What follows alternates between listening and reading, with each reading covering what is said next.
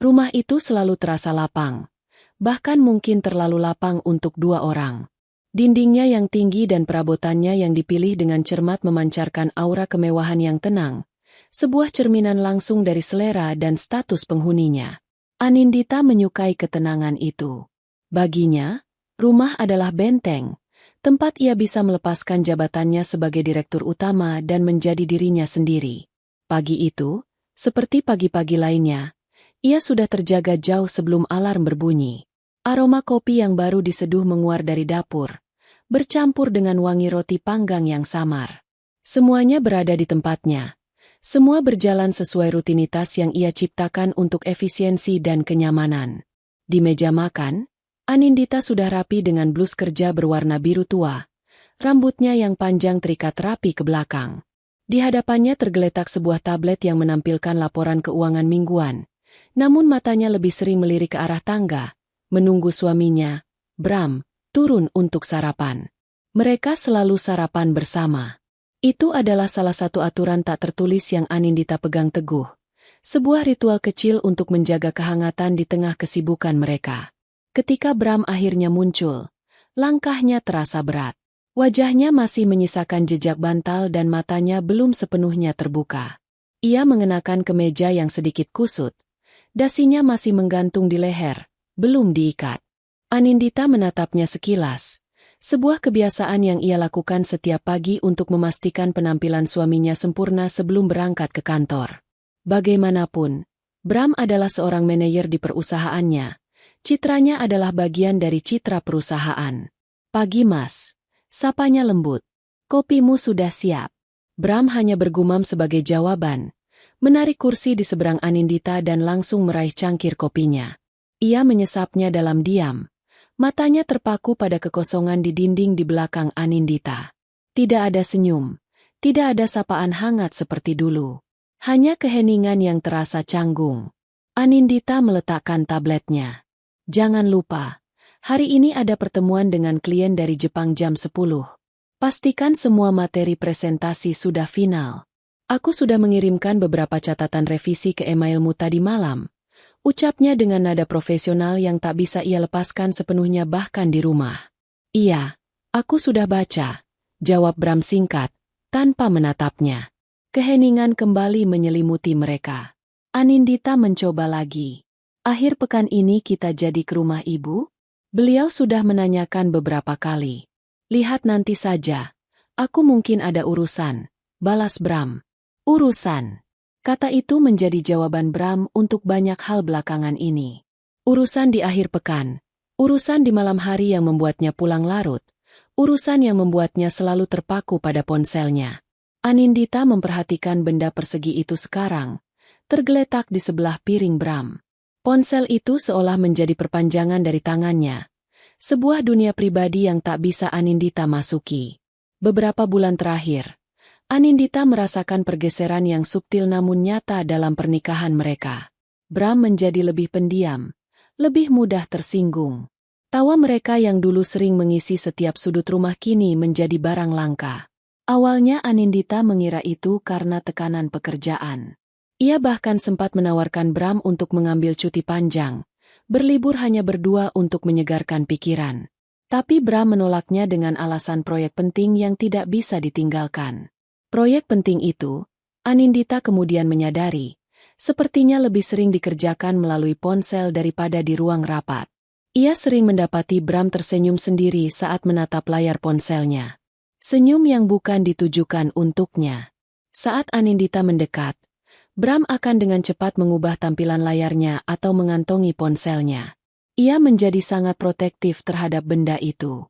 Ia membawanya ke kamar mandi, meletakkannya di bawah bantal saat tidur, dan selalu memastikan layarnya menghadap ke bawah saat diletakkan di atas meja. Anindita bukanlah wanita bodoh.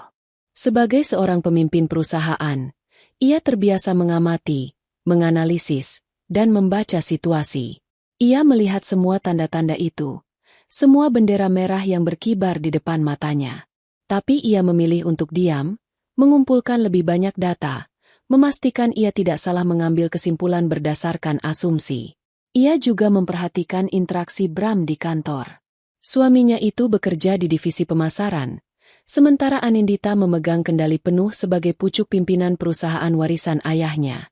Bram mendapatkan posisinya sebagai manajer beberapa tahun setelah mereka menikah. Sebuah promosi yang tak bisa dipungkiri juga dibantu oleh statusnya sebagai suami pemilik perusahaan. Di kantor, ada seorang karyawan baru di tim Bram. Namanya Rania. Gadis muda yang ambisius, dengan senyum yang selalu merekah dan cara menatap Bram yang menurut beberapa karyawan lain terlalu berlebihan untuk sekadar hubungan atasan dan bawahan. Anindita pernah melihat mereka makan siang bersama di kantin, duduk terlalu dekat, tertawa terlalu lepas. Bram mengenalkan Rania padanya sebagai anak baru yang potensial. Anindita hanya mengangguk, matanya yang tajam menilai Rania dari atas sampai bawah, menyimpan informasi itu dalam benaknya. Malam itu, rasa lelah yang dirasakan Anindita lebih dari sekadar lelah fisik. Ia baru saja menyelesaikan rapat dewan direksi yang alot hingga larut malam. Ia masuk ke kamar tidur mereka dengan langkah pelan, berharap bisa langsung merebahkan diri. Ia menemukan Bram sudah tertidur, atau pura-pura tertidur. Lampu tidur di sisi ranjangnya masih menyala, dan ponselnya tergeletak di meja nakas. Anindita berjalan menuju sisi ranjangnya, melepas perhiasan dan meletakkannya di meja rias. Saat itulah terjadi. Ponsel Bram yang tergeletak di nakas tiba-tiba bergetar dan layarnya menyala. Anindita tidak berniat mengintip, tapi posisi layar itu menghadap langsung ke arahnya, dan notifikasi itu terpampang begitu jelas di layar kunci. Sebuah pesan masuk dari kontak bernama Rania Kantor. Pesannya singkat saja. "Makasih ya Mas buat malam ini. Hati-hati di jalan pulang nanti." Di akhir kalimat itu, ada 3 emoji hati berwarna merah. Anindita membeku. Jantungnya terasa seperti berhenti berdetak sesaat, lalu mulai berdentum dengan keras. "Hati-hati di jalan pulang nanti." Kalimat itu berarti Bram belum lama tiba di rumah. Alasan rapat penting yang ia gunakan untuk pulang larut malam ini adalah sebuah kebohongan. Ia baru saja bersama Rania. Napas Anindita tercekat di tenggorokan. Udara di dalam kamar yang berpendingin itu tiba-tiba terasa menyesakkan. Surga yang ia bangun dengan susah payah, pernikahan yang ia jaga keharmonisannya, semuanya terasa seperti baru saja terkoyak oleh sebuah notifikasi pesan singkat. Ia menatap wajah Bram yang terlelap. Wajah yang dulu selalu memberinya ketenangan kini terlihat seperti wajah orang asing. Ia tidak membangunkan Bram. Ia tidak mengamuk atau melempar barang. Itu bukan gayanya. Dengan tangan yang sedikit gemetar, ia mematikan lampu tidur di sisi ranjang Bram, lalu berjalan ke sisi ranjangnya sendiri. Ia berbaring, menarik selimut hingga menutupi dadanya, dan menatap langit-langit kamar yang gelap. Matanya terbuka lebar. Rasa sakit yang tajam menusuk hatinya, diikuti oleh kekecewaan yang begitu mendalam. Namun di balik semua perasaan itu, sesuatu yang lain mulai terbentuk. Sebuah ketenangan yang dingin.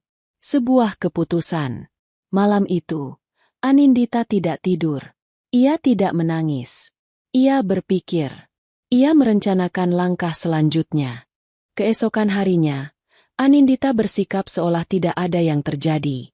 Ia membangunkan Bram seperti biasa, menyiapkan sarapan, dan membahas jadwal kerja mereka hari itu. Tidak ada sedikit pun nada sinis atau kemarahan dalam suaranya. Ia begitu pandai mengendalikan dirinya. Sebuah kemampuan yang ia asah selama bertahun-tahun di dunia bisnis yang kejam. Bram, yang tidak menyadari apapun, tampak lega. Ia mungkin mengira kebohongannya tadi malam berhasil dengan sempurna. Sore harinya, Anindita pulang lebih awal dari kantor. Ia sengaja melakukannya. Ia mampir ke supermarket dan membeli bahan-bahan makanan terbaik. Ia memasak hidangan favorit Bram, sesuatu yang sudah lama tidak ia lakukan karena kesibukannya. Ia menata meja makan dengan lilin dan peralatan makan terbaik mereka. Ia ingin menciptakan suasana yang sempurna, panggung yang tepat untuk percakapan yang akan mengubah hidup mereka selamanya. Ketika Bram tiba di rumah, ia tampak terkejut melihat semua persiapan itu. "Kamu ulang tahun?" tanyanya, sedikit bingung. "Bukan. Aku hanya ingin kita makan malam dengan tenang malam ini. Ada yang perlu kita bicarakan," jawab Anindita dengan senyum tipis yang tidak mencapai matanya. Bram merasakan firasat buruk, tapi aroma masakan yang lezat membuatnya mengabaikan perasaan itu. Mereka duduk berhadapan di meja makan. Anindita menuangkan anggur ke gelas Bram, lalu ke gelasnya sendiri. Mereka makan dalam diam selama beberapa menit. Hanya suara denting sendok dan garpu yang terdengar. Setelah mereka menyelesaikan hidangan utama, Anindita meletakkan peralatannya dengan rapi. Ia menatap Bram lekat-lekat. Tatapan matanya tajam dan tak tergoyahkan. Aku melihat pesan dari Rania di ponselmu tadi malam, ucapnya pelan. Namun setiap kata terdengar begitu jelas di keheningan ruang makan itu. Bram tersedak anggurnya. Wajahnya langsung pucat. Ia mengelap mulutnya dengan serbet, berusaha mengulur waktu untuk menyusun pembelaan. Kamu salah paham, Nin. Itu tidak seperti yang kamu pikirkan. Rania itu cuma teman kerja. Dia butuh bantuan soal presentasi klien Jepang itu. Makanya kami bertemu sebentar. Anindita tidak membantah. Ia hanya terus menatap Bram, membiarkan keheningan menjadi senjatanya. Tatapannya seolah berkata bahwa ia tahu semua kebohongan itu. Bram mulai gelisah di kursinya. Ia tidak tahan dengan tatapan menusuk itu. Oke, aku mengaku, ucapnya akhirnya. Nadanya berubah menjadi defensif. Aku memang dekat dengannya. Tapi ini juga salahmu. Kamu terlalu sibuk dengan pekerjaanmu, dengan perusahaanmu. Kamu tidak pernah punya waktu untukku. Aku kesepian. Anindita mendengarkan semua alasan itu tanpa ekspresi. Ia sudah menduga Bram akan menyalahkannya. Itu adalah mekanisme pertahanan paling umum dari orang yang bersalah. Ia tidak tertarik untuk berdebat tentang siapa yang salah. Baginya, perselingkuhan adalah perselingkuhan, sebuah pengkhianatan terhadap komitmen suci. Jadi apa solusimu? Tanya Anindita dingin. Bram terdiam sejenak, seolah mengumpulkan keberanian. Ia menegakkan punggungnya, mencoba terlihat lebih berwibawa. Ia menatap Anindita dengan tatapan yang dibuat seserius mungkin. Begini, Nin, aku menyayangimu. Kamu adalah istriku, ibu dari anak-anak kita kelak. Tapi di sisi lain, aku juga tidak bisa meninggalkan Rania. Aku sudah terlanjur nyaman dengannya. Anindita masih diam, memberinya kesempatan untuk menyelesaikan kalimatnya yang paling absurd. Daripada kami terus-menerus berbuat dosa di belakangmu, bukankah lebih baik jika aku bertanggung jawab padanya? Lanjut Bram. Aku ingin menikahinya secara siri. Ini demi kebaikan kita semua. Aku akan tetap menjadi suamimu, tetap menjalankan kewajibanku.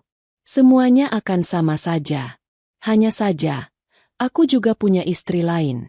Dengan begitu, aku tidak berzina, dan kamu tidak akan kehilangan aku. Seketika itu juga, Anindita merasa seluruh rasa sakit dan kekecewaan di hatinya menguap, digantikan oleh sesuatu yang lain. Sebuah rasa jijik yang luar biasa. Ia menatap pria di hadapannya, pria yang telah berbagi hidup dengannya selama bertahun-tahun, dan ia tidak lagi mengenalinya. Pria itu bukan hanya telah mengkhianatinya, tapi ia juga mencoba membungkus pengkhianatan itu dengan dalih agama dan kebaikan. Sebuah permintaan gila yang dilontarkan di meja makan yang ia siapkan dengan penuh cinta. Anindita menarik napas dalam-dalam. Ketika ia berbicara, suaranya terdengar sangat tenang, hampir seperti bisikan, namun mengandung beban yang lebih berat dari teriakan manapun. Satu kata itu menggantung di udara, memecahkan semua harapan Bram. Apa maksudmu tidak? Tanya Bram, kaget. Aku melakukan ini untuk kebaikan. Aku jujur padamu. Bukankah itu yang kamu mau? Kebaikan yang kamu maksud adalah kebaikan untuk dirimu sendiri. Bram, balas Anindita. Kamu ingin punya kue dan memakannya juga. Kamu ingin memuaskan nafsumu tanpa merasa bersalah. Dan kamu menggunakan aku sebagai tameng, menggunakan agama sebagai pembenaran. Kamu pikir aku sebodoh itu? Bukan begitu, Nin. Dalam agama kita, ini diperbolehkan. Seorang pria boleh punya istri lebih dari satu, asalkan bisa berbuat adil. Bram mencoba berargumen, suaranya mulai meninggi. Adil, kata Anindita sambil tersenyum sinis. Kamu bahkan tidak bisa adil pada komitmenmu pada satu orang. Bagaimana mungkin kamu bisa adil pada dua orang? Sejak awal pernikahan kita, kamu tahu persis prinsipku, Bram. Aku tidak akan pernah, dalam kondisi apapun, menerima untuk dipoligami. Itu bukan hanya soal cemburu, ini soal harga diri. Ini soal penghormatan terhadap sebuah janji suci yang kamu ucapkan di hadapanku, di hadapan Tuhan, dan di hadapan keluargaku. Tapi aku tidak mau menceraikanmu. Sergah Bram panik. Kamu tidak perlu menceraikanku, bisik Anindita. Matanya berkilat dingin. Karena aku yang akan melakukannya. Wajah Bram berubah dari pucat menjadi merah padam karena marah. Ia tidak menyangka akan mendapat perlawanan sekeras ini. Ia pikir Anindita, seperti wanita pada umumnya, akan menangis, marah, lalu perlahan-lahan menerima karena takut kehilangan status dan kehidupannya. Ia salah besar. Ia telah meremehkan wanita yang duduk di hadapannya.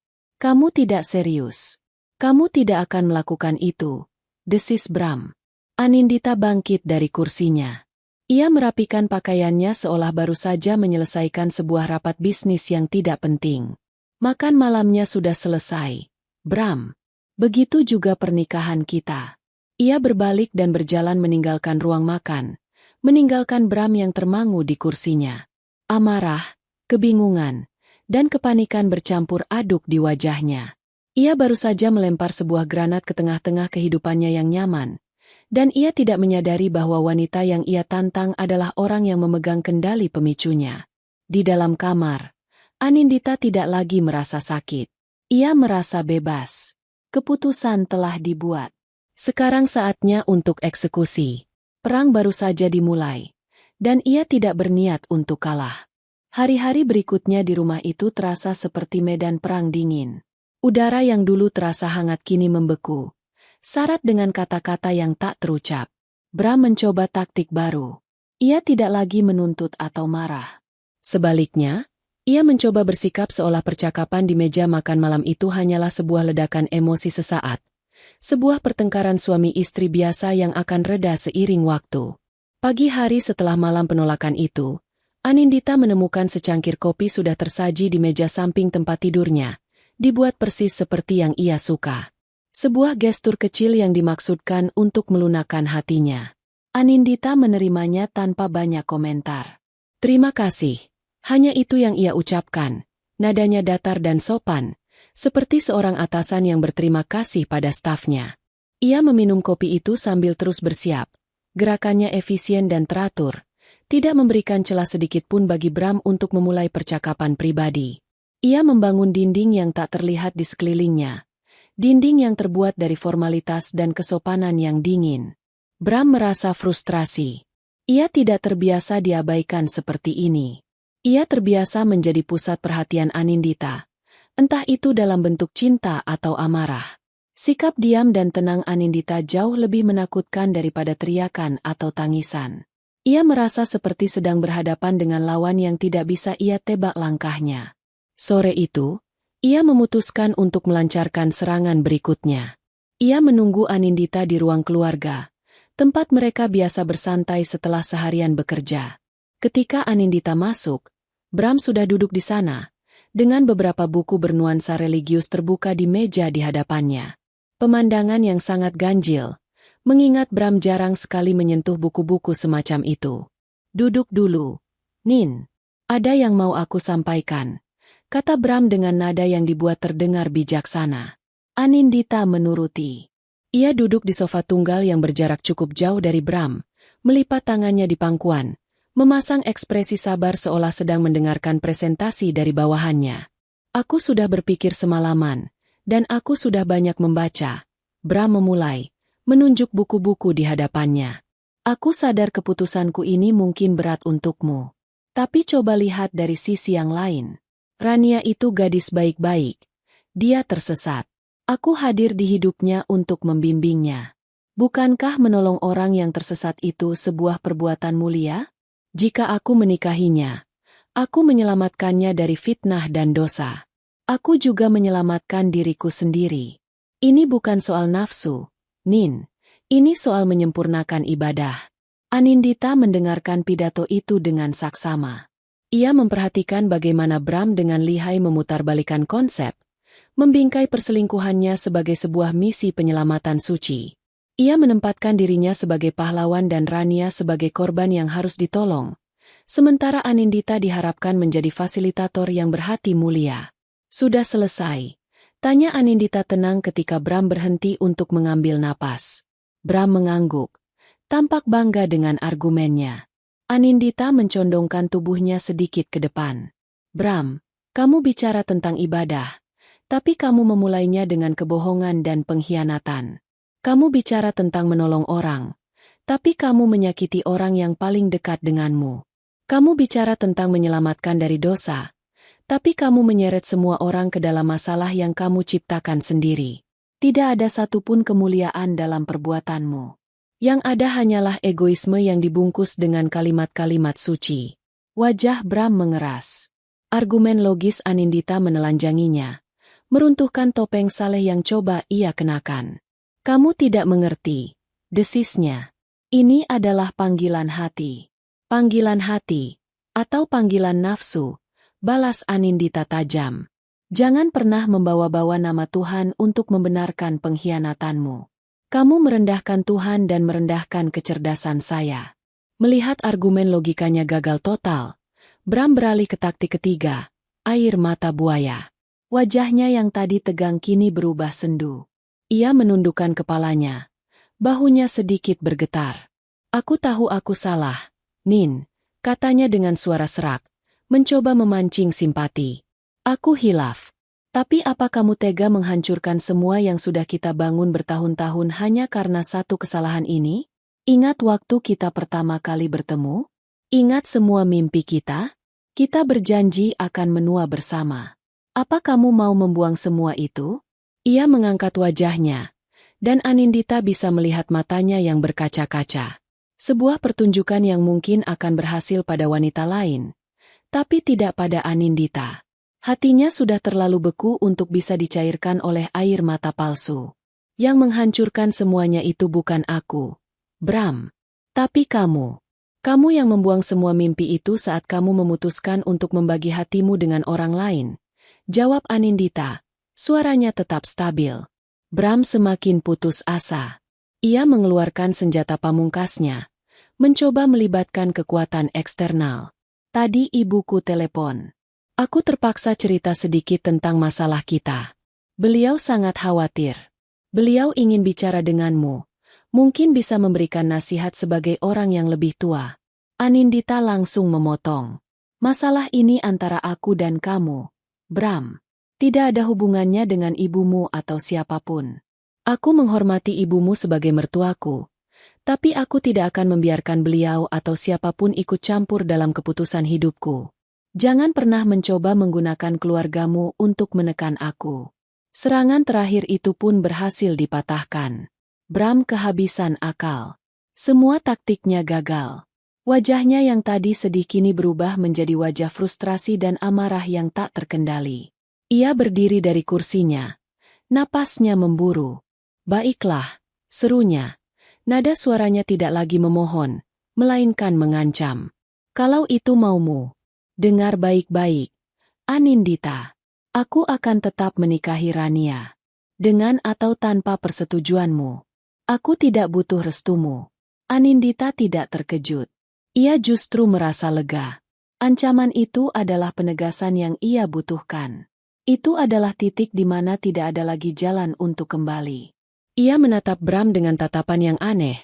Tatapan yang bukan lagi tatapan seorang istri pada suaminya, melainkan tatapan seorang lawan yang baru saja dikonfirmasi niatnya. Baguslah kalau begitu, ucapnya pelan. Setidaknya sekarang semuanya jelas. Ia bangkit dari kursinya dan berjalan menuju tangga, meninggalkan Bram yang berdiri mematung di tengah ruang keluarga. Bram mengira ia baru saja memenangkan pertarungan dengan memberikan pernyataan final. Ia tidak tahu bahwa ia baru saja memberikan Anindita semua amunisi yang dibutuhkannya untuk memulai perang yang sesungguhnya. Kehidupan di rumah besar itu berubah total. Tidak ada lagi percakapan, bahkan yang formal sekalipun. Anindita dan Bram bergerak seperti dua hantu yang menghuni ruang yang sama. Mereka tidur di ranjang yang sama, Tapi ada jurang tak terlihat yang membentang di antara mereka. Bram menjadi lebih sering pulang larut. Kini tanpa perlu repot-repot membuat alasan. Ia menganggap ultimatumnya sebagai lisensi untuk melakukan apapun yang ia mau. Ia salah. Anindita menggunakan keheningan itu untuk keuntungan strategisnya. Pikirannya bekerja tanpa henti, menyusun kepingan-kepingan rencana dengan presisi seorang ahli strategi militer. Ia tidak lagi membuang waktu untuk merasa sedih atau marah. Emosi-emosi itu adalah kemewahan yang tidak bisa ia miliki saat ini. Yang ada hanyalah tujuan. Langkah pertamanya adalah mengumpulkan intelijen. Ia perlu tahu detail rencana Bram. Kapan dan di mana pengkhianatan itu akan diresmikan. Ia bisa saja menggunakan peretas untuk membobol ponsel Bram, tapi cara itu terlalu kasar dan berisiko. Anindita lebih suka metode yang elegan dan profesional. Keesokan harinya di kantor, ia memanggil Pak Tirta Yasa ke ruangannya. Pak Tirta adalah kepala keamanan perusahaan, seorang pria berusia akhir 50-an yang sangat setia kepada keluarga Anindita. Ia sudah bekerja untuk ayah Anindita sejak perusahaan itu pertama kali berdiri. Ia pendiam, efisien, dan bisa dipercaya untuk menjaga rahasia apapun. Silakan duduk, Pak Tirta, kata Anindita setelah menutup pintu ruangannya. Pak Tirta duduk di kursi di hadapan Anindita. Punggungnya lurus, wajahnya tanpa ekspresi.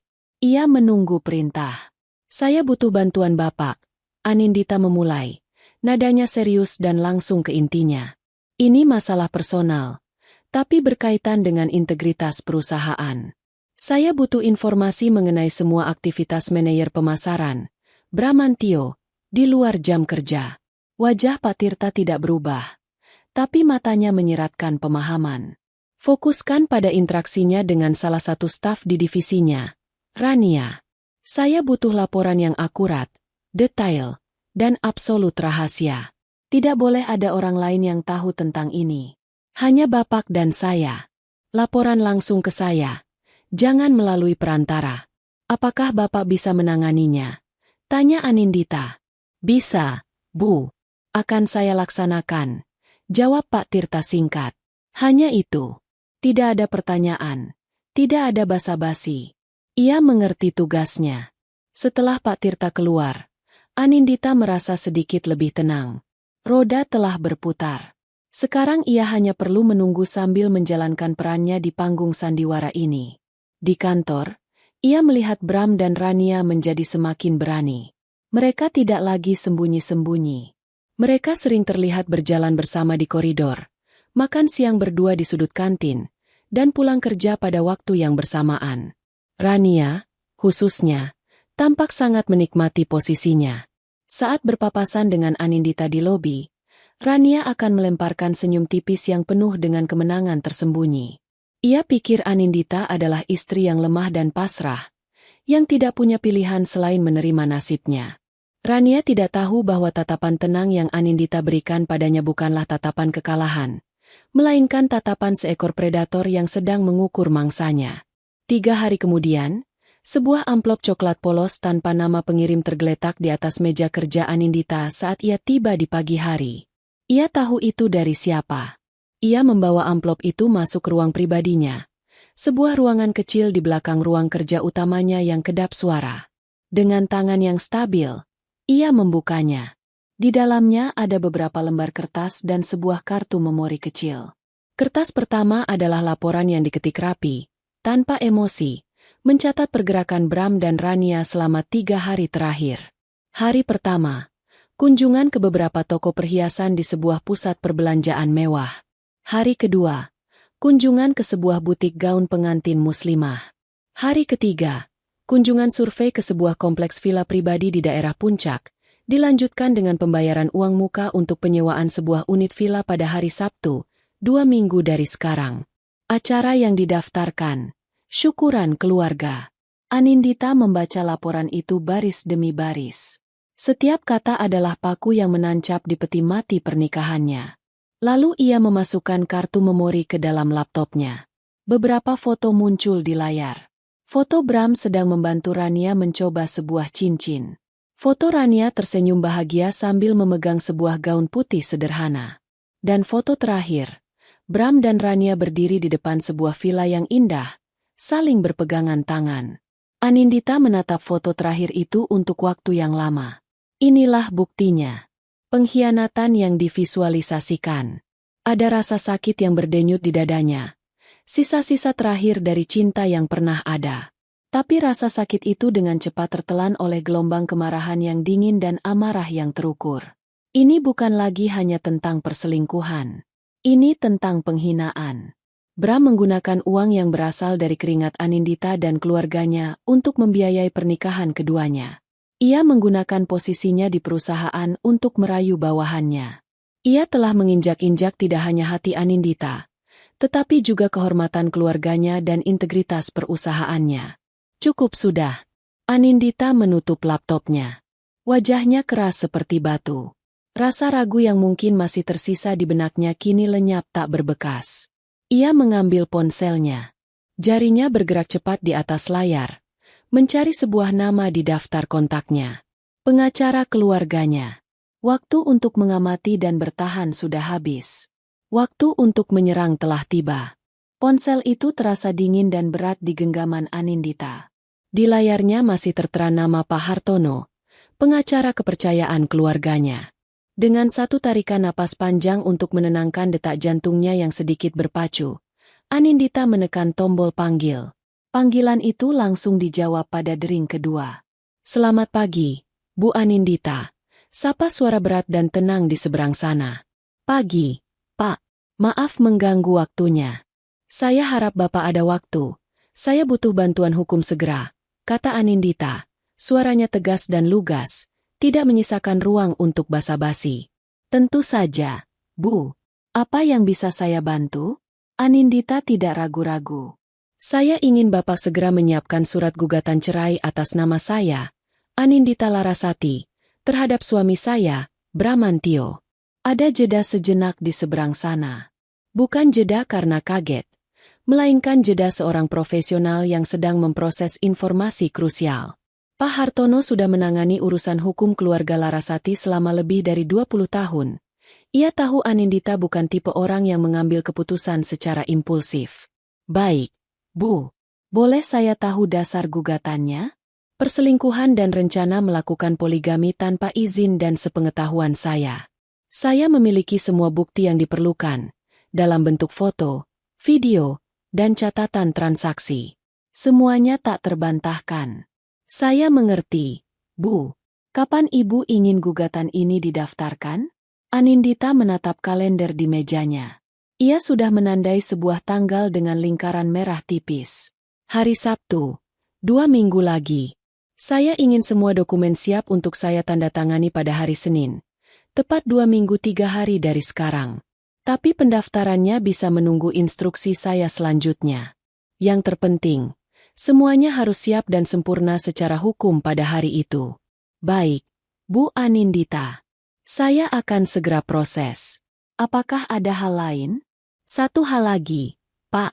Saya minta kerahasiaan absolut untuk masalah ini.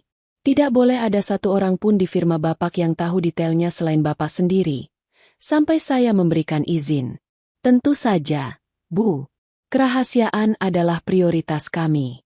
Bapak bisa mengandalkan saya," jawab Pak Hartono. "Terima kasih, Pak." Anindita menutup telepon. Satu langkah selesai. Ia merasa sedikit lebih ringan. Keputusan yang tadinya hanya berputar-putar di kepalanya kini sudah mulai bergerak di dunia nyata. Ia tidak memberi jeda pada dirinya sendiri. Tangannya langsung mencari kontak lain di ponselnya.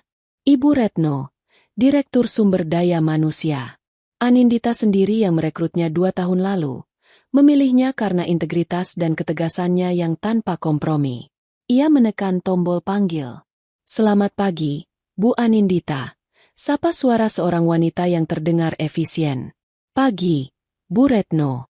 Tolong datang ke ruangan saya sekarang. Ada hal mendesak yang perlu kita diskusikan secara pribadi," perintah Anindita. Tidak sampai 5 menit. Ibu Retno sudah mengetuk pintu ruangan Anindita. Ia masuk dan duduk dengan sikap profesional, siap menerima arahan. Anindita langsung ke pokok permasalahan.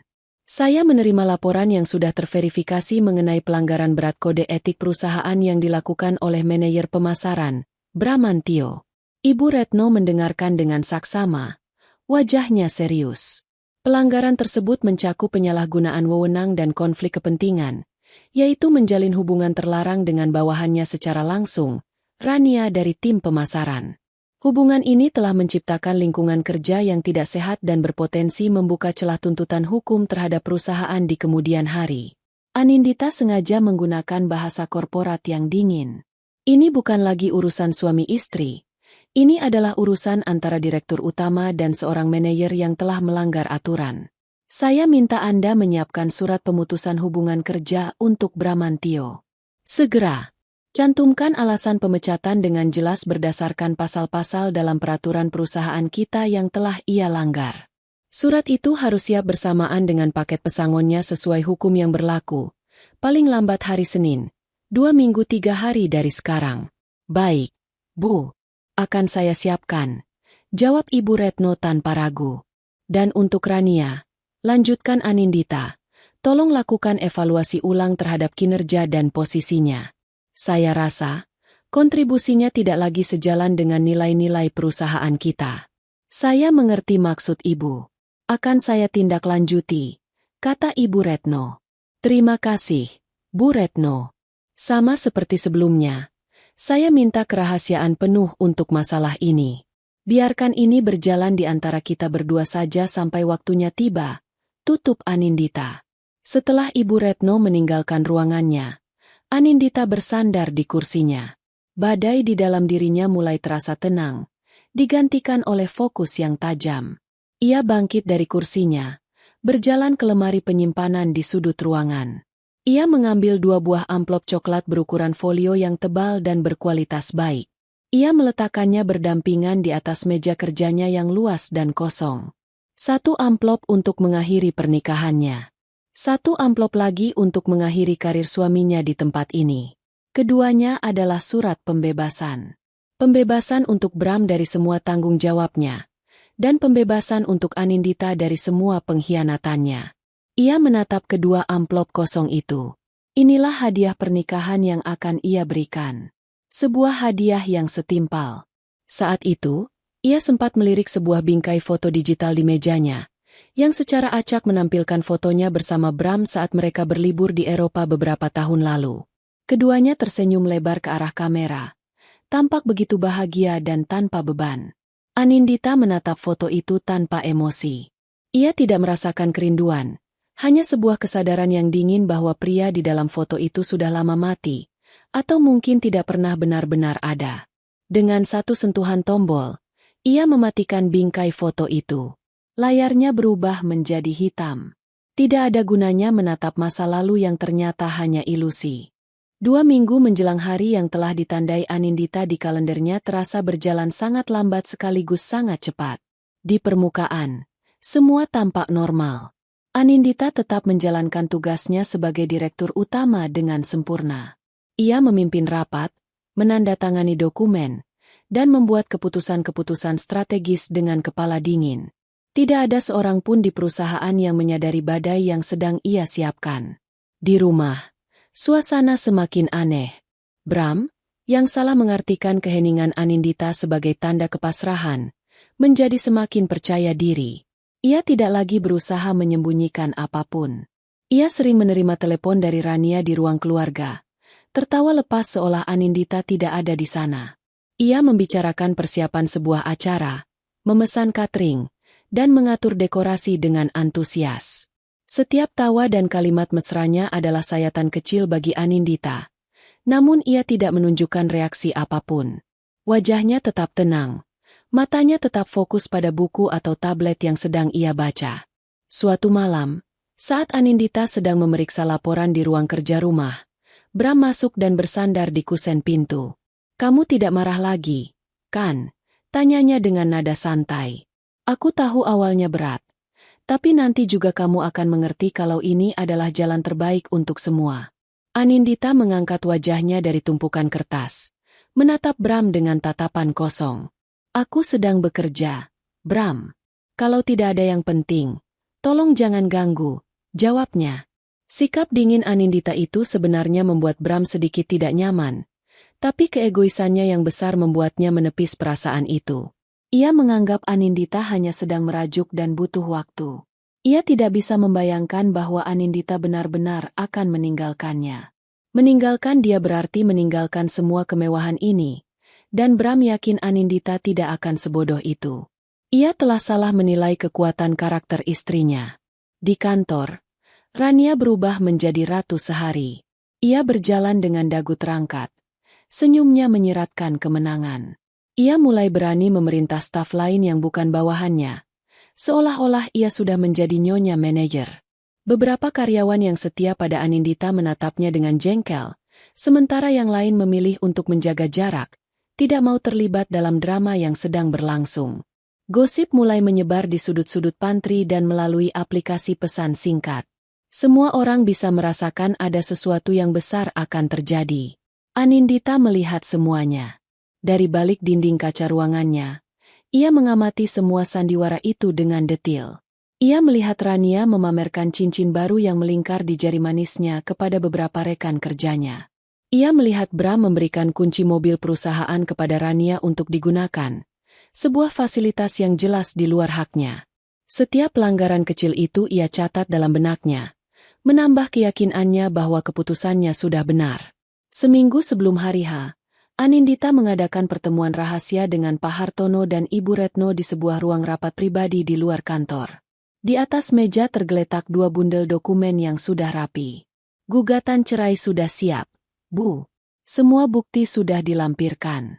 Tinggal menunggu tanda tangan Ibu, kata Pak Hartono. Surat PHK juga sudah siap. Pelanggarannya sangat jelas.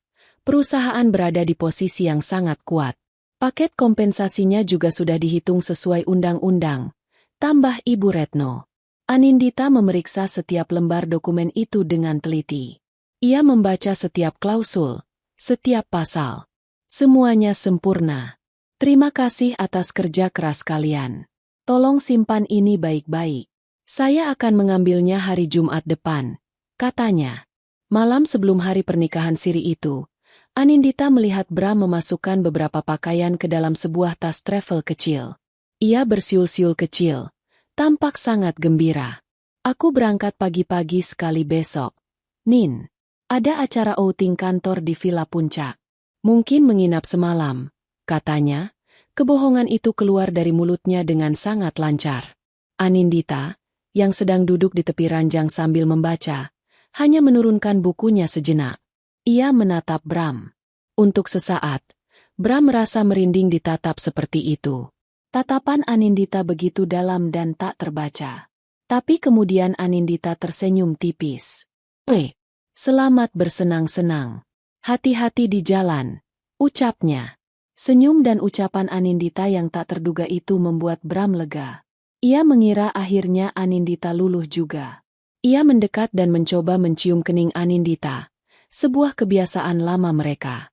Anindita tidak menolak, tapi ia juga tidak merespons. Pipinya terasa dingin di bibir Bram. Setelah Bram masuk ke kamar mandi, Anindita meletakkan bukunya. Hitungan mundur di kepalanya hampir selesai. Besok adalah hari penghakiman. Ia berjalan ke arah lemari pakaiannya yang besar. Ia melewati deretan gaun-gaun berwarna netral yang biasa ia kenakan. Tangannya berhenti pada sebuah gaun yang sudah lama tidak ia sentuh. Sebuah gaun berwarna merah menyala. Warna keberanian. Warna kekuatan. Warna darah. Besok, ia akan mengenakan gaun itu. Bukan sebagai istri yang berduka, tapi sebagai eksekutor yang akan menjalankan putusannya. Pagi itu, Bram meninggalkan rumah dengan langkah ringan dan senyum lebar. Ia mengenakan kemeja terbaiknya. Aroma parfum mahalnya memenuhi udara sesaat setelah ia pergi. Sebelum menutup pintu, ia sempat menoleh pada Anindita yang sedang duduk di ruang makan sambil membaca berita di tabletnya. Jangan kangen ya, katanya dengan nada jenaka yang menyebalkan. Anindita mengangkat wajahnya, menatap suaminya dengan ekspresi yang tak terbaca. Tentu, jawabnya singkat. Jawaban yang entah kenapa membuat senyum Bram sedikit memudar. Tapi ia terlalu bersemangat untuk memikirkannya lebih jauh. Pintu pun tertutup.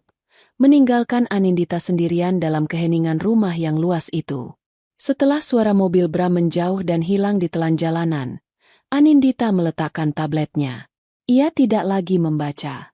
Ia duduk diam selama beberapa menit, membiarkan keheningan itu meresap ke dalam dirinya. Ini adalah hari itu. Hari penghakiman. Ia bangkit dan berjalan menuju kamar mandi utama. Ia tidak terburu-buru. Ia mengisi bak mandi dengan air hangat dan menaburkan garam aromaterapi, bukan untuk relaksasi, tapi untuk sebuah ritual. Ia berendam di sana, membiarkan air hangat itu seolah-olah membersihkan sisa-sisa dirinya yang lama. Dirinya yang pernah percaya pada janji. Dirinya yang pernah menangis dalam diam. Dirinya yang pernah berharap semua akan kembali seperti semula. Saat ia keluar dari bak mandi, ia merasa seperti terlahir kembali, lebih ringan, lebih fokus.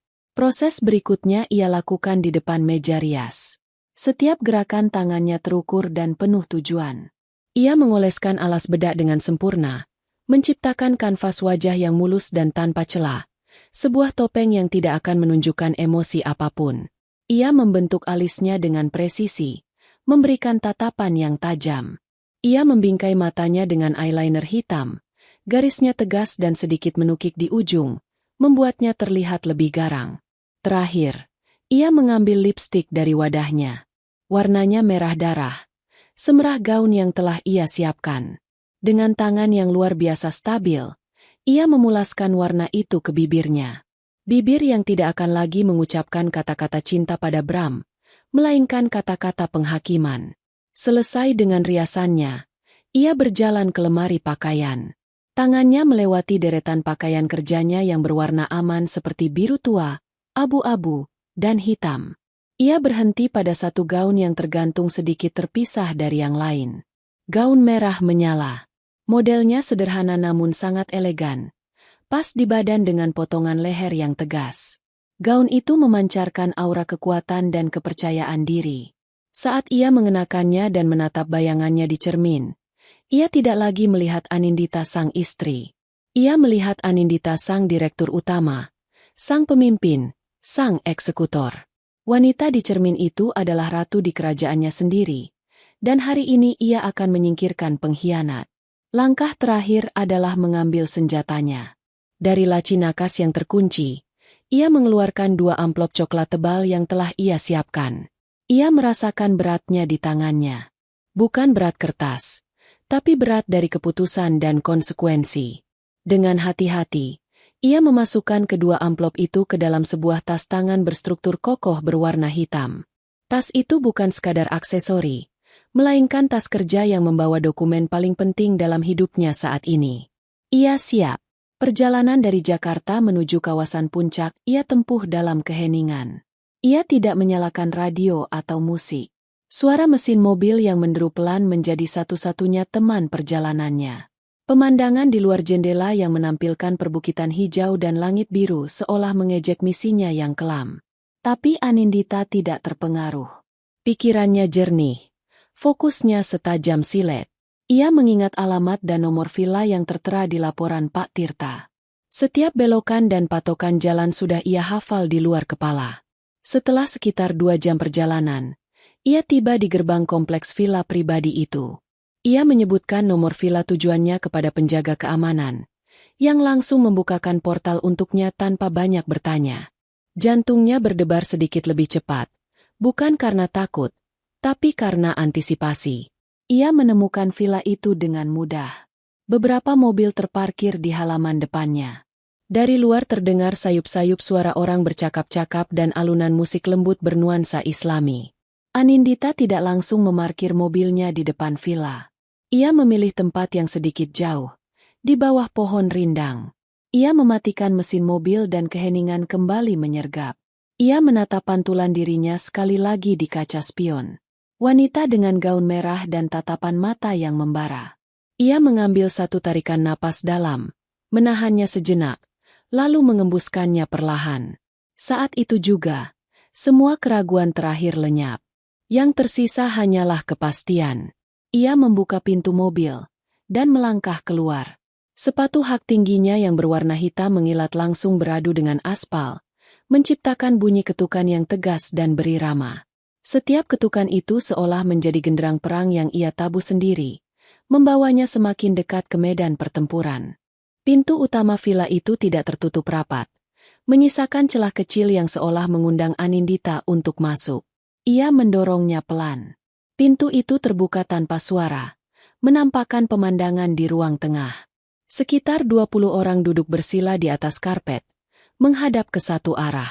Ada Bram, mengenakan kemeja koko berwarna putih bersih dan peci, duduk berdampingan dengan Rania yang mengenakan gamis putih dan kerudung berwarna senada. Wajah Rania dirias tipis, memancarkan rona bahagia. Di hadapan mereka duduk seorang pria parubaya yang Anindita yakini adalah penghulu, dan di sampingnya duduk ayah Rania sebagai wali nikah. Beberapa orang lainnya adalah keluarga dekat Rania. Mereka semua begitu khusyuk, berada di tengah prosesi ijab kabul. Suara sang penghulu terdengar sedang memberikan wejangan terakhir sebelum ijab diucapkan. Dan pernikahan ini, anakku Bramantio, adalah amanah yang. Kalimat sang penghulu terputus. Semua kepala serempak menoleh ke arah pintu. Kehadiran Anindita menyedot semua oksigen di dalam ruangan itu. Gaun merahnya yang menyala menjadi pusat perhatian yang menusuk mata di tengah lautan warna putih dan pastel. Keheningan yang tadinya hikmat kini berubah menjadi keheningan yang tegang dan mencekam. Terdengar beberapa orang terkesiap. Reaksi pertama datang dari Bram. Wajahnya yang tadi tampak serius dan berwibawa seketika berubah menjadi pucat pasi seperti kertas. Matanya membelalak ngeri. Mulutnya sedikit terbuka seolah ingin berteriak tapi tidak ada suara yang keluar. Ia membeku, tatapannya terkunci pada Anindita. Sosok istrinya yang seharusnya berada di rumah kini berdiri di ambang pintu acara pernikahan sirinya. Di sampingnya, senyum bahagia di wajah Rania luntur dalam sekejap. Alisnya bertaut. Ekspresinya berubah dari kaget menjadi marah. Ia menatap Anindita dengan tatapan benci, lalu beralih menatap Bram seolah meminta penjelasan atas bencana yang sedang terjadi. Keluarga Rania tampak bingung dan curiga. Ayahnya, khususnya, menatap Bram dengan tatapan tajam, merasa ada sesuatu yang sangat tidak beres. Anindita menikmati keheningan itu selama beberapa detik, membiarkan kehadirannya meresap dan mengacaukan segalanya. Kemudian, ia mulai berjalan. Sepatu hak tingginya menghasilkan bunyi klik-klok yang memecah keheningan. Setiap langkahnya terdengar seperti ketukan palu hakim. Ia berjalan dengan anggun, dagunya terangkat, punggungnya lurus. Ia tidak terlihat seperti istri yang datang untuk melabrak. Ia terlihat seperti seorang ratu yang datang untuk memeriksa kerajaannya. Ia berhenti tepat di hadapan Bram dan Rania, memisahkan mereka dari sang penghulu. "Permisi, maaf mengganggu acara penting ini." Suaranya terdengar tenang dan jernih, namun mengandung nada ironi yang sangat kental. Ia menatap Bram, lalu Rania, dan sebuah senyum tipis yang dingin tersungging di bibirnya yang merah. "Selamat atas pernikahannya." Bram gemetar. Ia tidak mampu mengucapkan sepatah kata pun. "Sebagai istri pertamamu, tentu aku tidak datang dengan tangan kosong. Aku membawa hadiah pernikahan yang sangat spesial untuk kalian berdua," lanjut Anindita. Ia membuka tas tangannya yang berwarna hitam, dan dengan gerakan yang pelan dan disengaja, ia mengeluarkan 2 amplop coklat tebal itu. Ia mengulurkannya ke arah Bram. "Silakan diterima, Mas. Hadiah dariku." Tangan Bram bergetar hebat saat meraih kedua amplop itu. Kertasnya terasa dingin dan berat di tangannya yang berkeringat. "Buka sekarang," perintah Anindita lembut, namun tak terbantahkan. "Anggap saja ini surat cinta dan surat restu dariku untuk kalian." Di bawah tatapan puluhan pasang mata yang penasaran dan curiga, Bram dengan gugup merobek amplop pertama. Ia mengeluarkan isinya. Matanya terpaku pada kop surat di bagian atas. Kop surat dari sebuah firma hukum ternama. Lalu matanya membaca judul dokumen itu yang dicetak tebal. Surat gugatan cerai. Dunia Bram seakan runtuh saat itu juga. Kakinya terasa lemas. Napasnya sesak. Ia menatap Anindita dengan tatapan memohon. Tapi yang ia dapatkan hanyalah tatapan mata yang dingin seperti es. "Satu lagi," bisik Anindita. Didorong oleh tatapan marah dari ayah Rania, Bram membuka amplop kedua. Kali ini kop suratnya ia kenali dengan sangat baik. Kop surat perusahaan tempatnya bekerja. Perusahaan milik keluarga Anindita. Judulnya tak kalah mengerikan. Surat pemutusan hubungan kerja. Di sana tertera namanya, jabatannya, dan alasan pemecatan karena pelanggaran berat kode etik perusahaan. Saat itu juga, Bram kehilangan segalanya. Istrinya, pekerjaannya, status sosialnya, sumber penghasilannya. Semua lenyap dalam sekejap mata di hadapan calon istri barunya dan seluruh keluarganya. Anindita menatap Bram yang pucat dan gemetar, lalu beralih pada Rania yang wajahnya kini basah oleh air mata kemarahan dan penghinaan. "Selamat menempuh hidup baru ya, Bram," kata Anindita. Suaranya kini tanpa emosi sama sekali. "Semoga kamu bahagia dengan pilihanmu." Lalu ia menatap Rania lekat-lekat. "Dan untukmu, Rania, selamat menikah dengan seorang pengangguran. Semoga kamu juga bahagia." Setelah mengucapkan kalimat terakhir yang menghancurkan itu, Anindita berbalik. Ia tidak perlu melihat kekacauan yang akan terjadi di belakangnya. Ia sudah bisa mendengarnya. Suara Rania yang mulai menangis histeris. Suara ayah Rania yang membentak Bram dengan marah. Dan suara Bram yang memanggil namanya dengan putus asa. "Anindita, tunggu. Anindita." Ia tidak menoleh. Ia terus berjalan dengan langkah yang sama mantapnya saat ia datang. Keluar dari villa itu. Keluar dari drama yang ia ciptakan sekaligus ia akhiri. Saat ia sudah berada di dalam mobilnya, menutup pintu, dan memutus semua suara kekacauan itu, ia bersandar sejenak di kemudi. Dan untuk pertama kalinya hari itu, setetes air mata jatuh membasahi pipinya. Bukan air mata kesedihan. Bukan air mata penyesalan. Melainkan air mata kelegaan. Babak lama dalam hidupnya telah ia tutup dengan tangannya sendiri. Di dalam mobilnya yang melaju membelah jalanan puncak yang mulai ramai, Anindita untuk pertama kalinya merasakan kelelahan yang luar biasa. Bukan lelah fisik, melainkan lelah mental setelah berbulan-bulan menahan emosi dan menyusun strategi. Air mata yang tadi sempat menetes sudah ia ska. Kini wajahnya kembali tenang, tatapannya lurus ke depan. Fokus pada jalan pulang menuju kehidupannya yang baru. Sementara itu, di dalam villa yang tadinya disiapkan untuk sebuah perayaan, kekacauan meletus seperti gunung berapi. Setelah pintu tertutup di belakang Anindita, semua mata beralih pada Bram yang berdiri gemetar memegang 2 amplop coklat. Rania adalah yang pertama bereaksi. Tangisannya bukan tangisan kesedihan, melainkan tangisan amarah dan frustrasi. "Ini semua gara-gara kamu," jeritnya histeris sambil memukul-mukul lengan Bram. "Kamu bilang istrimu tidak akan berani berbuat apa-apa. Kamu bilang semua sudah aman. Kamu pembohong. Pembohong." Ayah Rania, seorang pria bertubuh tegap dengan kumis tebal, berjalan mendekati Bram dengan wajah merah padam. Ia merebut kedua surat itu dari tangan Bram yang lemas. Matanya menyapu cepat isi dokumen tersebut. Wajahnya semakin mengeras karena amarah. "Jadi ini rencanamu? Menikahi anak saya setelah kamu diceraikan dan dipecat dari pekerjaanmu? Kamu pikir anak saya mau hidup sengsara dengan pengangguran seperti kamu? Hah? Kamu menipu kami semua." Bram mencoba membela diri, tapi kata-katanya keluar terbata-bata. "Pak, saya bisa jelaskan. Ini cuma salah paham. Anindita cuma sedang emosi." "Salah paham kamu bilang," bentak ayah Rania. Penghulu yang bijaksana, melihat situasi sudah tidak bisa diselamatkan, segera pamit undur diri. Acara pernikahan yang sakral itu resmi bubar dalam kehinaan. Keluarga Rania yang lain mulai mengemasi barang-barang mereka dengan tergesa-gesa, sambil melontarkan caci maki dan tatapan jijik ke arah Bram. Istana pasir yang dibangun Rania di atas kebohongan dan ambisi buta runtuh dalam sekejap. Pangeran yang ia kira akan mengangkat derajatnya ternyata hanyalah seorang pesuruh yang baru saja diusir oleh ratunya. Ia menatap Bram dengan kebencian murni. Pria lemah di hadapannya ini telah menghancurkan mimpinya. Di tengah kekacauan itu, Bram berhasil menyelinap keluar.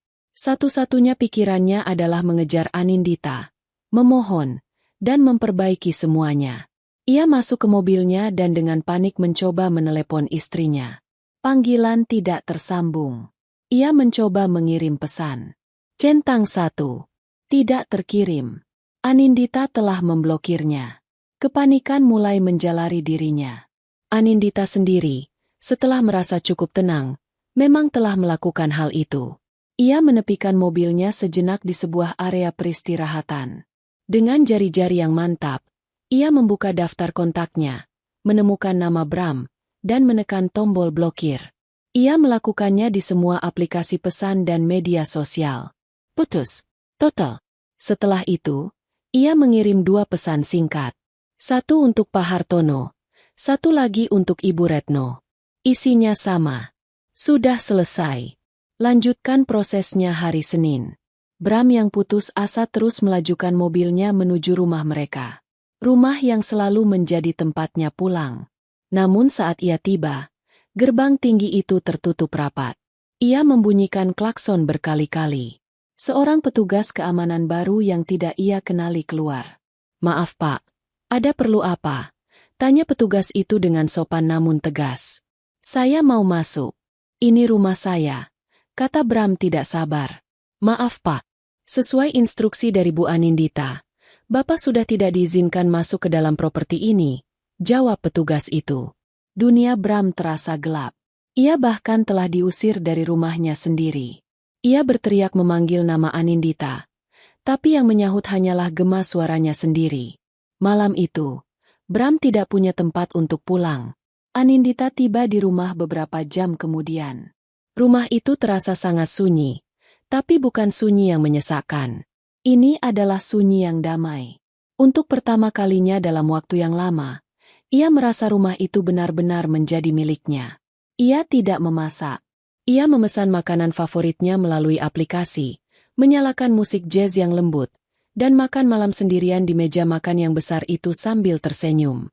Malam itu, ia tidur di tengah-tengah ranjang berukuran besar mereka. Ia meregangkan tubuhnya, menguasai seluruh ruang yang ada. Tidak ada lagi sisi ranjang Bram yang dingin dan kosong. Seluruh ranjang itu kini adalah miliknya. Ia tertidur lelap tanpa mimpi. Tidur paling nyenyak yang ia rasakan dalam setahun terakhir. Sementara di luar sana, seorang pria yang pernah menjadi suaminya sedang terduduk lesu di dalam mobil, di depan gerbang rumah yang tak akan pernah bisa ia masuki lagi. 6 bulan kemudian, musim telah berganti. Jakarta yang tadinya basah oleh hujan kini bermandikan cahaya matahari yang cerah. Perubahan musim itu seolah mencerminkan perubahan dalam kehidupan Anindita. Di ruang rapat utama perusahaan, Anindita berdiri di hadapan dewan direksi. Ia baru saja selesai mempresentasikan strategi ekspansi baru yang brilian. Angka-angka di layar proyektor menunjukkan laba perusahaan meningkat 20% di bawah kepemimpinannya yang penuh dan tanpa gangguan. Para direktur bertepuk tangan. Wajah mereka menunjukkan kekaguman dan rasa hormat. Ibu Retno, yang juga hadir di rapat itu, menatap Anindita dengan senyum bangga yang tipis. Mereka berdua tahu, perginya seorang manajer yang menjadi benalu justru telah membuat perusahaan menjadi lebih sehat. Proses perceraian Anindita berjalan mulus dan cepat. Dengan bukti yang begitu kuat, Bram tidak punya celah untuk melawan. Pembagian harta pun diselesaikan sesuai perjanjian pranikah yang telah mereka tanda tangani dulu, yang isinya sangat melindungi aset milik keluarga Anindita. Bram hanya mendapatkan sebagian kecil dari aset yang mereka peroleh bersama setelah menikah. Jumlah yang tidak seberapa dibandingkan gaya hidup mewah yang biasa ia jalani. Kabar mengenai Rania, ia dengar dari Ibu Retno bahwa gadis itu mengundurkan diri seminggu setelah insiden di villa. Ia menghilang begitu saja dari peredaran. Kehidupan pribadi Anindita juga mekar kembali. Ia menyibukkan diri dengan hal-hal yang ia sukai. Ia mulai berkuda lagi, hobi masa kecilnya yang sempat terlupakan. Ia lebih sering berkumpul dengan sahabat-sahabat lamanya, tertawa lepas hingga larut malam tanpa perlu khawatir ada seseorang yang menunggunya dengan wajah masam di rumah. Tawa itu terdengar lebih tulus. Matanya berbinar dengan cahaya yang baru. Ia tampak lebih muda, lebih bersemangat, lebih hidup. Suatu sore, dalam perjalanan menuju sebuah pertemuan di sebuah kafe di pusat kota, takdir memperlihatkan sebuah pemandangan kepadanya. Saat mobilnya berhenti di lampu merah, matanya secara tidak sengaja menangkap sesosok yang familiar di seberang jalan. Itu Bram. Penampilannya sangat berbeda. Kemejanya terlihat sedikit kusam, rambutnya agak panjang dan tidak tertata rapi. Wajahnya tampak lebih tua dan lelah. Ia sedang berdiri di depan sebuah toko, mencoba menawarkan brosur kepada orang-orang yang lalu lalang, yang kebanyakan mengabaikannya. Ia bukan lagi Bramantio sang manajer pemasaran yang gagah. Ia hanyalah seorang sales jalanan yang berjuang di bawah terik matahari. Saat itulah, untuk sepersekian detik, mata mereka bertemu. Anindita melihat keterkejutan di mata Bram, diikuti oleh kilatan rasa malu dan penyesalan yang mendalam. Anindita hanya menatapnya sekilas. Di dalam hatinya, ia tidak merasakan apa-apa. Tidak ada amarah, tidak ada dendam, tidak ada kepuasan, bahkan tidak ada rasa kasihan. Yang ada hanyalah kehampaan, seolah ia sedang menatap orang asing yang tidak pernah menjadi bagian dari hidupnya. Lampu lalu lintas berubah menjadi hijau. Ponsel Anindita berdering. Panggilan dari salah satu klien pentingnya. Anindita langsung mengangkatnya. Perhatiannya seketika teralih. "Halo, selamat sore, Pak." "Iya, saya sudah dalam perjalanan," katanya dengan suara yang ceria dan profesional. Ia menginjak pedal gas dan mobilnya melaju, meninggalkan sosok Bram yang terpaku di trotoar. Sosok masa lalunya itu semakin mengecil di kaca spion, lalu hilang sepenuhnya. Anindita tidak menoleh ke belakang lagi. Ia terus melaju ke depan, menyongsong fajar barunya yang cerah, menuju masa depan yang ia genggam erat dengan tangannya sendiri. Ia tidak hanya berhasil memenangkan perang, ia telah berhasil menemukan kedamaian. 2 tahun berlalu. Waktu berjalan seperti sungai yang tenang, menghanyutkan sisa-sisa puing dari badai masa lalu dan menumbuhkan kehidupan baru di tepiannya. Di sebuah rumah baru yang berdiri anggun di kawasan yang tenang, Anindita sedang duduk di teras belakang. Rumah ini adalah mahakaryanya, dibangun di atas tanah yang ia beli dengan hasil jerih payahnya sendiri. Desainnya modern, terbuka, dengan taman luas yang ia rawat sendiri di akhir pekan. Rumah itu adalah cerminan dirinya yang sekarang, kuat, mandiri, dan penuh kedamaian. Di tangannya ada secangkir teh hangat, uapnya menari-nari di udara sore yang sejuk. Sebuah langkah kaki yang familiar terdengar di belakangnya. Seorang pria datang membawakan sepiring kecil kue dan duduk di kursi di sampingnya. Namanya Dimas, seorang arsitek yang Anindita temui di sebuah proyek amal setahun yang lalu. Dimas adalah kebalikan dari Bram. Ia tenang, dewasa, dan menatap Anindita bukan sebagai aset atau saingan, melainkan sebagai seorang partner. Kekagumannya pada kekuatan dan kecerdasan Anindita tulus, dan dukungannya tidak pernah goyah. "Bagaimana rapatmu dengan investor dari Singapura?" tanya Dimas, suaranya hangat. "Berjalan baik. Mereka setuju dengan semua proposal kita. Sepertinya aku harus lebih sering ke sana bulan depan," jawab Anindita sambil tersenyum. "Baguslah. Aku juga baru dapat kabar baik. Proyek museum maritim yang aku ajukan akhirnya disetujui pemerintah." Percakapan mereka mengalir dengan mudah, diselingi tawa kecil. Ini adalah hubungan yang dibangun di atas fondasi saling menghormati dan mendukung, bukan di atas kepura-puraan atau rasa inferior. Saat itulah ponsel Anindita berdering. Nama Pak Hartono tertera di layar. Ia mengangkatnya. "Selamat sore, Bu Anindita. Maaf mengganggu. Saya hanya ingin mengonfirmasi bahwa transfer aset terakhir dari pihak Tuan Bramantio sudah final dan tuntas sepenuhnya.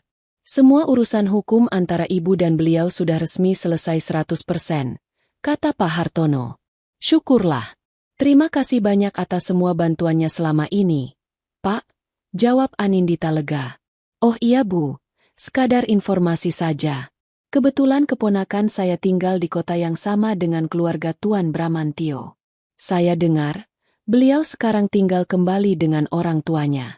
Setelah berganti-ganti pekerjaan serabutan, usahanya tidak ada yang berhasil." Anindita terdiam sejenak, mendengarkan. "Dan wanita yang bernama Rania itu," lanjut Pak Hartono, "ternyata reputasinya cukup hancur di kalangan pencari kerja. Kisah di villa waktu itu rupanya menyebar dari mulut ke mulut. Kabarnya ia